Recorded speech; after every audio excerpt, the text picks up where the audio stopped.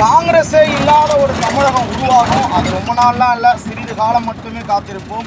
ஏன்னா அவங்க குத்தின குத்து நெஞ்சில் குத்திருந்தாலும் பரவாயில்ல, கழுத்தில் குத்தாத ஒரு குத்தியை ஒருத்தவன் சாவ கிடக்கிறான்னும் போது அவனை தூக்கிட்டு போய்ட்டு ஹாஸ்பிட்டலில் சேர்த்தா அவன் மானஸ்தன், அவனுக்குன்னு ஒரு மனசு இருக்குன்னு அர்த்தம்.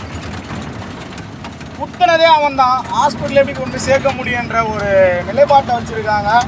காங்கிரஸ் இனி வருங்காலங்களில் தமிழகத்தில் கால் உணவே முடியாது. இனிமேல் ராகுல் காந்தி அவர்கள் பார்த்தீங்கன்னா பிரதமர் வேட்பாளர் என்ற கனவுல கூட நினச்சி பார்க்க முடியாது. ஏன்னு கேட்டிங்கன்னா அந்தளவுக்கு மக்கள் வந்து நல்லா சிந்திச்சுட்டாங்க. எந்த அளவுக்கு முதுகில் குத்த முடியுமோ குத்திட்டாப்புல.